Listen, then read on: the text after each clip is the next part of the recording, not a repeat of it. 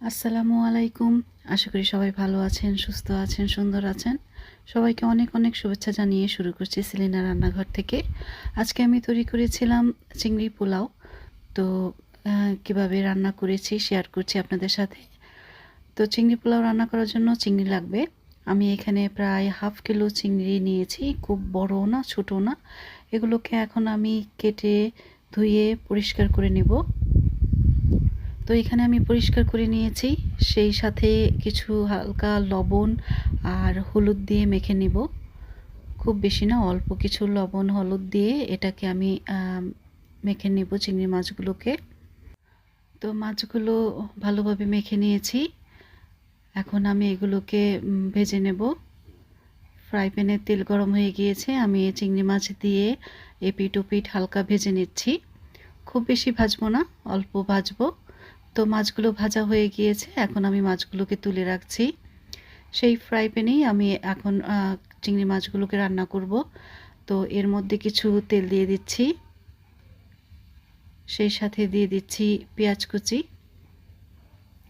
পেঁয়াজগুলো তাড়াতাড়ি সেদ্ধ হওয়ার জন্য দিয়ে দিচ্ছি কিছু লবণ।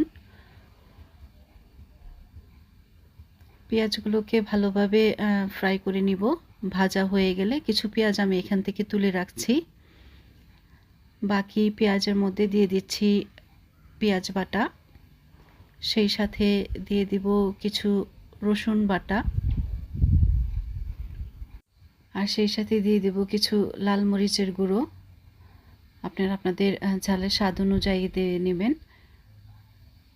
এখন দিয়ে দিচ্ছি কাঁচা মরিচের কিছু স্লাইস, দিয়ে দিচ্ছি লবণ,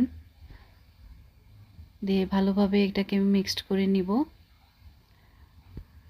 মশলাটাকে ভালোভাবে কষানো চেষ্টা করব সব কিছু দিয়ে। সেই সাথে দিয়ে দিচ্ছি কিছু পোস্ত দানা আর বাদাম ব্লেন্ড করে রেখেছিলাম সেইটুকু। আবারও ভালোভাবে মিক্সড করে নিচ্ছি। দিয়ে দিচ্ছি এখানে একটা টমেটো চপ করে দিয়েছি। দিয়ে দিচ্ছি জয়ফলের আর কিছু জয়ত্রীর গুঁড়ো। তো এখন ভালোভাবে মশলাটাকে মিক্সড করে নিব এবং নিয়ে কিছুক্ষণ রান্না করব। দিয়ে দিচ্ছি অল্প কিছু ইয়োগার্ট, 1 টেবিল চামচের মতো, দিয়ে এলাচি দারচিনি দিয়ে দিলাম।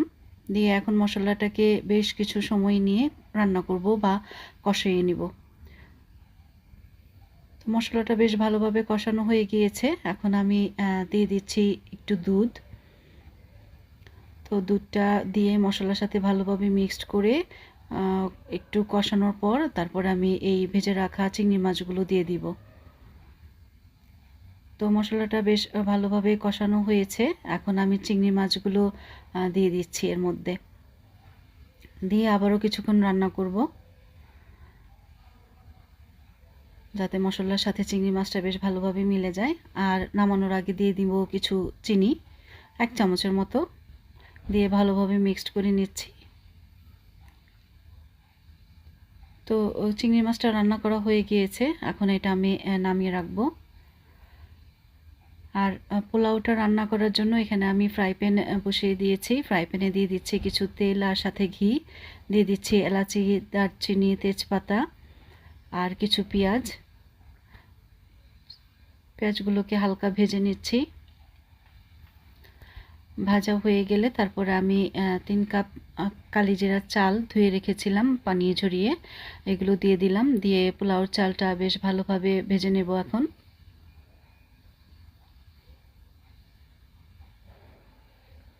তো পোলাওর চালটা বেশ ভালোভাবে ভেজে নিয়ে তারপরে এর মধ্যে দিয়ে দেব কিছু গাজর, বা কেউ যদি মটরশুঁটি পছন্দ করেন মটরশুঁটিও দিয়ে দিতে পারেন।